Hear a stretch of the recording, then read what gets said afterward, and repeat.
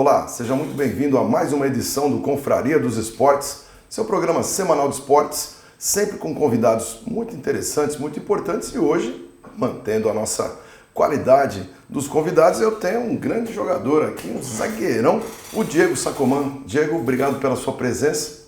Eu que agradeço aí pela oportunidade de estar podendo falar um pouquinho da minha vida. Legal. Diego, você é de Guarulhos mesmo? Sim, nasci e criado aqui. Você chegou a estudar, jogou por alguma escola aqui, campeonato escolar? Não, escolar não, mas eu comecei no Guarulhos, né? Guarulhos AC aí do Benê, que é conhecido aí no esporte aí eu fiz junto com a antiga Norton, né? Do Wagner, e aí eu fiz um pouquinho da base aí, depois logo eu me transferi pro Corinthians, aí eu fiz toda a minha carreira lá. Legal. Então você é filho do Terrão. Filho do Terrão. Isso é bom. Tem gente voltando agora, né? Filhos do Terrão voltando a jogar no Corinthians. O William, né? O Dentinho já voltou pro Brasil também. Tem alguns espalhados por aí. Você chegou a jogar naquela época quem? Lulinha, aquela turma toda? Ah, peguei Lulinha, William, Jô, Bobô, Abuda. Eu peguei uma fase boa aí, né? Júlio César goleiro. Teve uma safra boa aí que eu peguei, graças a Deus. Explica o negócio, já que a gente está falando de base, de Corinthians, né? O Diego, que teve o começo da carreira jogando justamente pelo Corinthians, o Corinthians é o maior vencedor de Copa São Paulo. Sim. Por que demora tanto para lançar o nome da garotada? Vocês conseguem vencer o campeonato, vão super bem e não tem um número. A gente está falando de Jô, de William, são jogadores que saíram da base e fizeram carreira. Mas pela quantidade de títulos poderia ser um número maior, né? Eu concordo também, né? Mas hoje o futebol mudou muito, hoje estão visando mais, sei lá, a parte financeira do que as qualidades dos atletas, né? Na minha época, por exemplo, quando a gente foi campeão em 2005, 2004, né? E 2005 a gente foi bi, acho que quase todos vingaram, né? Todos dificilmente da equipe que tinha ali não foram pra frente. E hoje em dia não, né? Hoje em dia, mesmo os caras ganhando e tal, você vê que chega no profissional não desenvolve, né? Não vai tanto para frente. E aí eu não sei o que acontece realmente lá dentro, né? Tem muitos jogadores que, inclusive, às vezes em outros clubes que são um grande nome na base, vão para fora e parece que tem que reaprender, alguns têm que voltar para o Brasil, né? Essa escola de base do Brasil está devendo alguma coisa? Eu acho que atualmente sim. Eu acho que a gente vê, né, a base, eu particularmente vejo que hoje, né, antigamente a gente via a valorização que era, a dificuldade que era para você subir mesmo, eram aqueles atletas que realmente eram diferentes.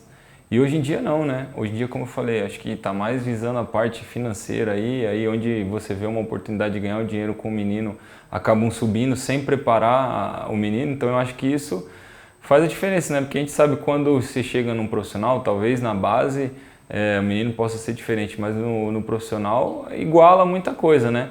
Então se você não está bem preparado, se você não está com um fundamento aí que você é adquirido na base, isso acaba te prejudicando. Muita gente acaba sendo frustrada, né? Sim. Imagina que tem um bilhete de loteria em casa e às vezes não é bem assim que a coisa anda. É verdade.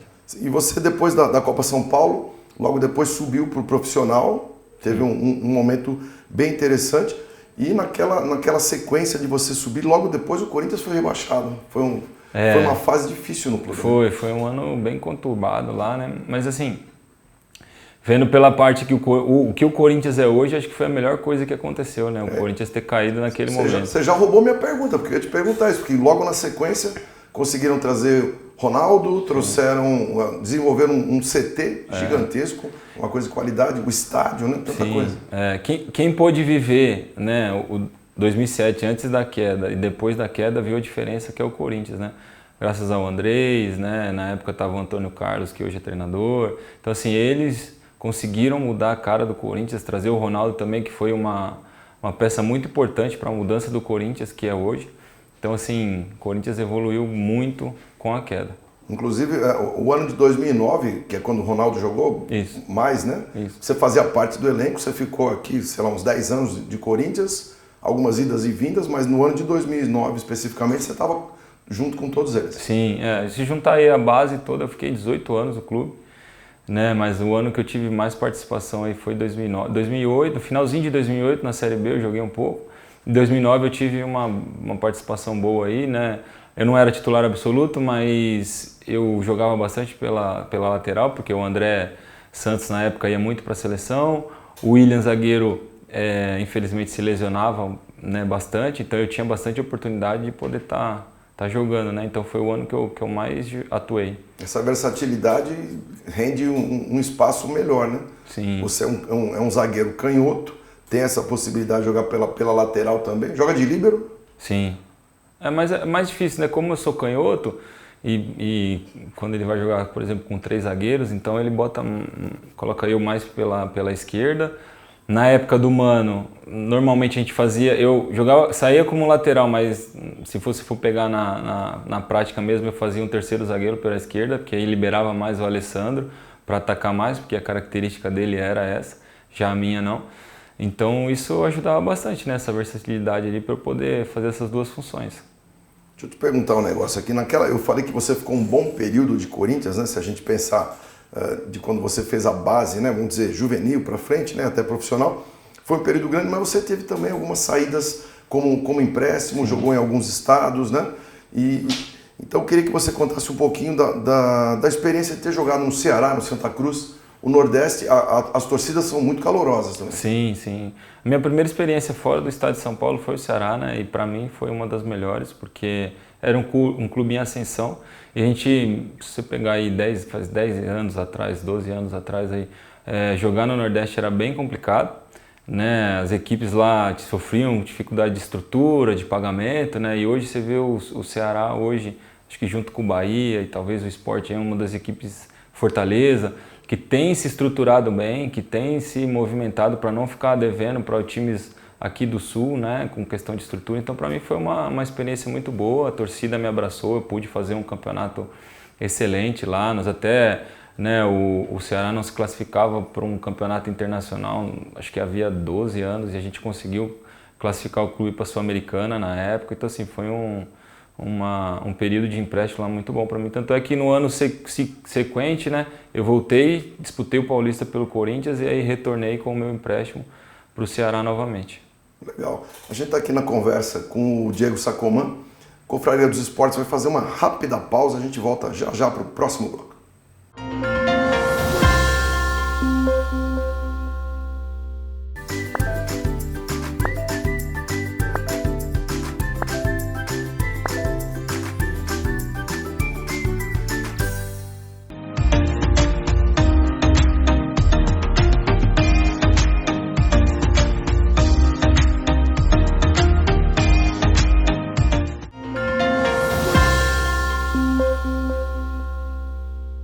Estamos de volta para o segundo bloco do Confraria dos Esportes, hoje recebendo esse zagueirão aqui, o Diego Sacomã. Diego contava pra gente da sua experiência jogando no Nordeste, no Ceará, no Santa Cruz, e você também teve uma experiência numa cidade importante aqui de São Paulo, que é Campinas. Jogou nos 2 times, Guarani e Ponte Preta, é complicado isso?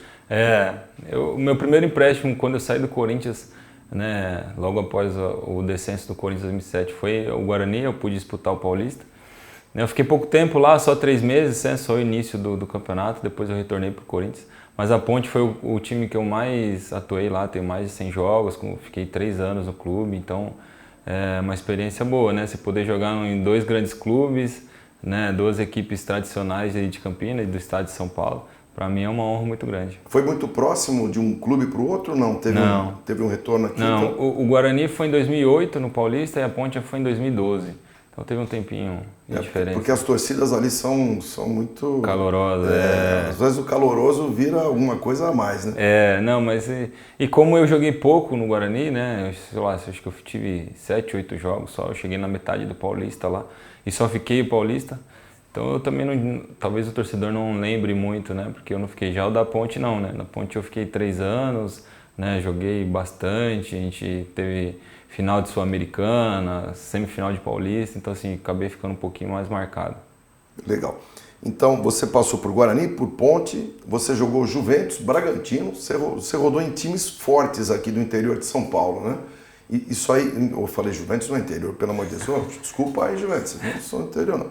Mas isso traz uma experiência na prática muito grande e por falar em experiência, você tem 35 anos isso? 35 anos. Você vê jogando quanto tempo ainda? Porque, vou te perguntar, não quero te aposentar não, fica tranquilo, tomara que você jogue um bom tempo ainda. Você passou por umas 2 lesões complicadas ultimamente, né? Ano passado tive uma lesão de joelho, mas assim, eu sou um cara que me cuido bastante, então Eu consegui voltar até antes do prazo que foi estipulado para mim, né? Eu tive uma estrutura muito boa, foi o João, o fisioterapeuta, me ajudou muito para que eu pudesse antecipar essa minha volta. Então assim, se eu falar para você assim, se eu tenho uma meta de parar, não.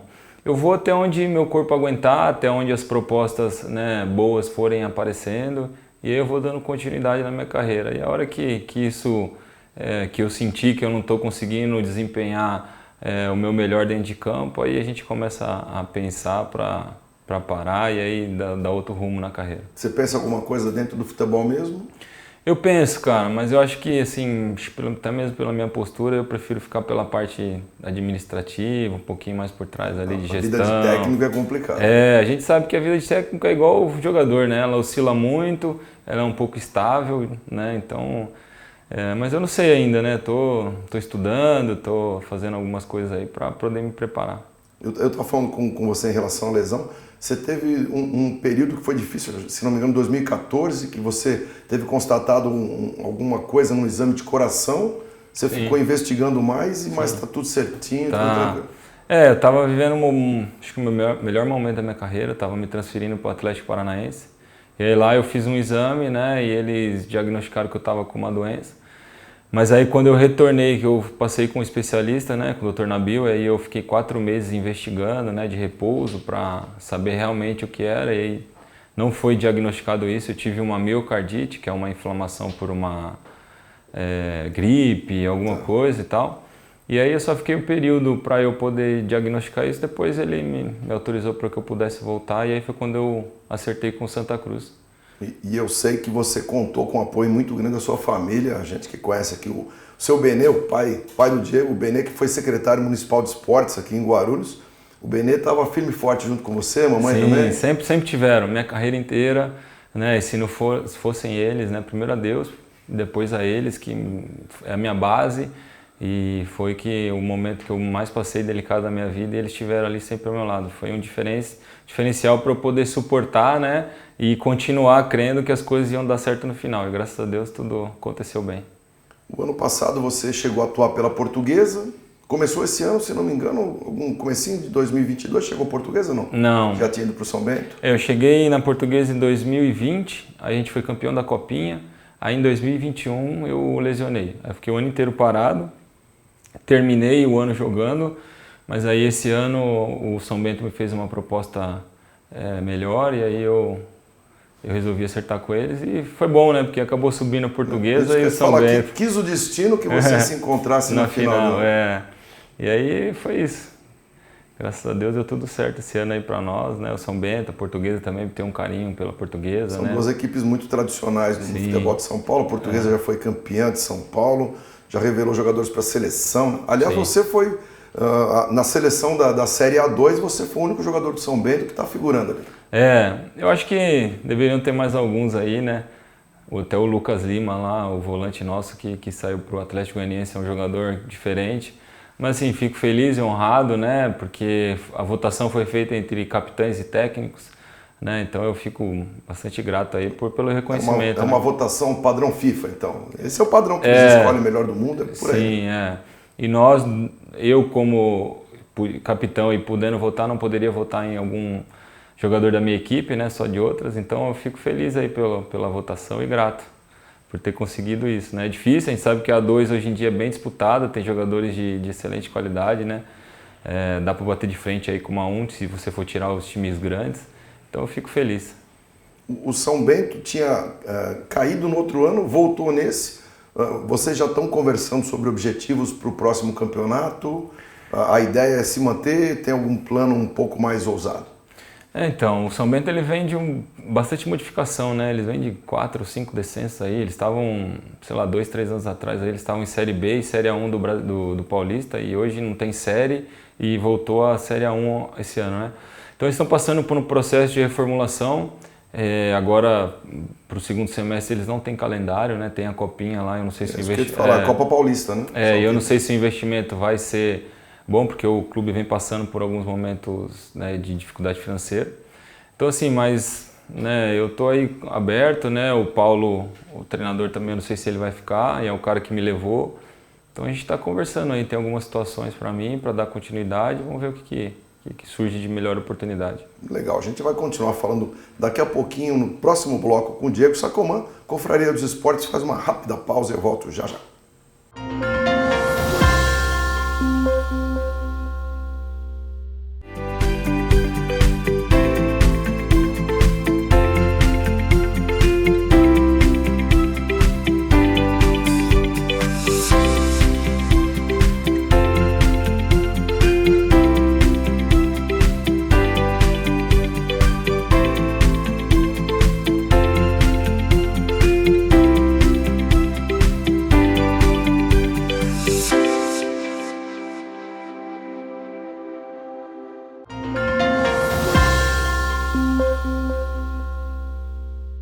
Estamos de volta para o terceiro e último bloco do Confraria dos Esportes dessa semana, conversando com o zagueirão aqui, o Diego Sacomã. Contava pra gente a trajetória dele no São Bento. Você tem contrato para seguir esse ano todo? O que você está planejando para 2022, 2023? Não, meu contrato com o São Bento ele foi só o Paulista mesmo. E agora, como eu falei, né, tem algumas situações aí para Série B, Série C aí, então a gente está analisando para ver o que é melhor para dar continuidade, né? E aí ver o que aparece de oportunidades concretas aí para a gente estar acertando e continuando. Tem alguns clubes que têm essa possibilidade, alguns jogando Série D. Eu tenho uma família que mora em Pouso Alegre. Pouso Alegre tem um time que vem forte agora, jogando brasileiro Série D, foi bem no Campeonato Mineiro, se manteve na Série A. De repente, Pouso Alegre, precisando de um zagueirão, Diego Sacomã, que é um camarada que vai firme e forte. O Paulo Roberto Santos é o técnico que você disse que te levou para o São Bento. Sim. E ele também parece que está estudando alguma possibilidade aí de algum outro clube, né? Se ventilam aí algumas coisas, né? Até o próprio, acho que o 15, não sei. Então a gente fica indefinido aí, né? Para ver também que rumo que ele vai tomar. Para saber também se ele vai contar com nós, né? E como a gente trabalhou junto, a gente acaba dando prioridade para ele.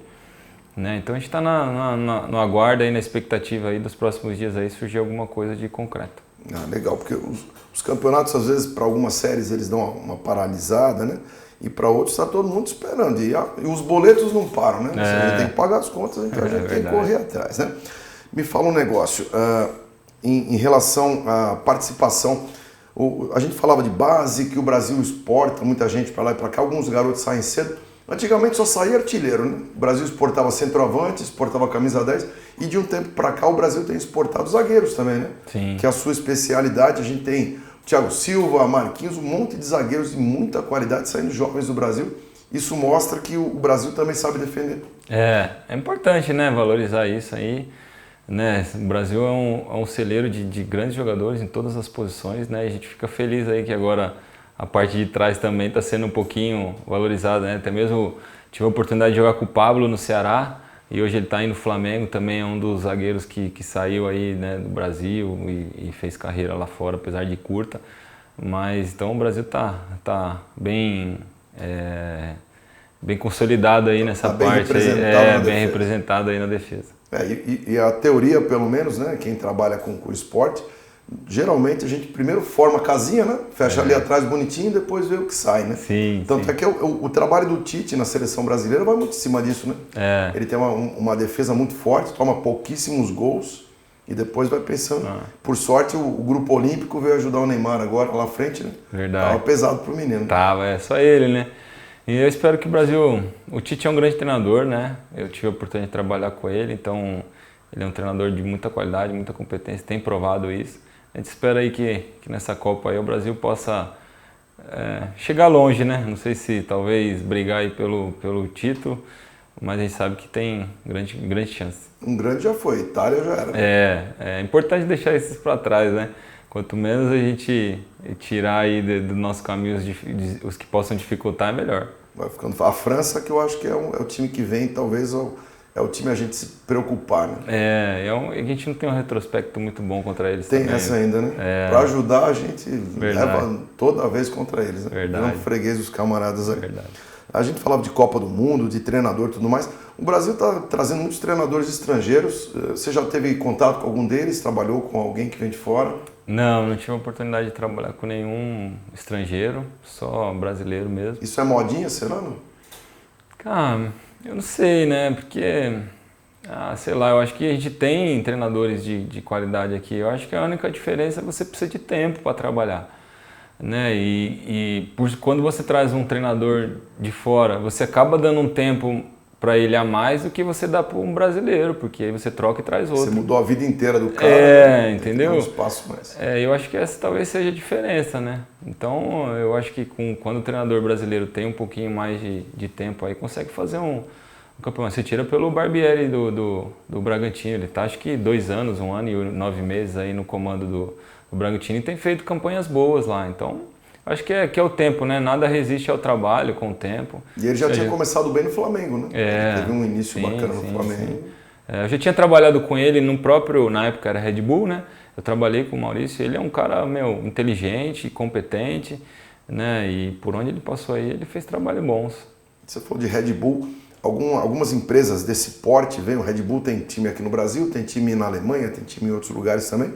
E agora estamos começando com alguns SAFs, né? Cruzeiro virou SAF, o Vasco, não sei se já oficializou, mas estava virando, Botafogo. Você vê isso com bons olhos?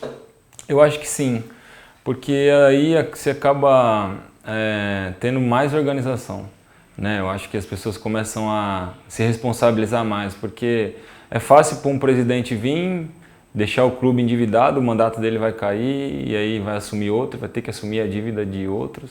E quando você tem um cara responsável aí, que tem que prestar conta aí, as coisas ficam mais organizadas e eu acho que melhores para nós atletas, né? Porque a gente sofre muito com questão de salário, de estrutura e tal.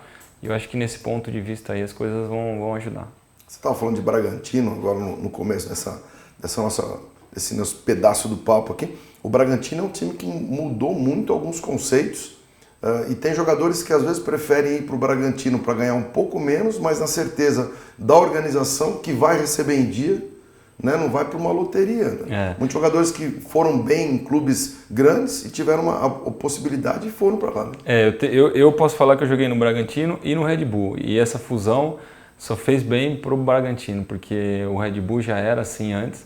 Né? Então o atleta ele prioriza mais a certeza que você vai ter de uma estrutura e um salário em dia do que talvez um salário muito alto e você não receber. Porque 100 de nada é nada, né? É verdade. Então, 100% de nada não ajuda muito. Então a gente às vezes procura isso. E é bom, te dá um conforto, né? Te dá uma confiança, te dá uma tranquilidade para você trabalhar, para você comprar suas coisas. Né? Então, nesse quesito, no aspecto financeiro, isso ajuda bastante. Para a gente fechar nosso assunto, você participou da final agora, na última semana, do A2. Como que é esse clima de final, cara? Sabendo que já subiu, já vai menos nervoso, né? Mas aquele gostinho de buscar a taça é muito especial, né? Assim, gratificante, né? Por você estar numa final e saber que seu trabalho, né, foi feito com o maior sucesso ali para você chegar num momento decisivo. Né? A gente fica aquela ansiedade, aquele friozinho na barriga de expectativa do jogo, né? Infelizmente nós não conseguimos sair com o resultado que a gente queria.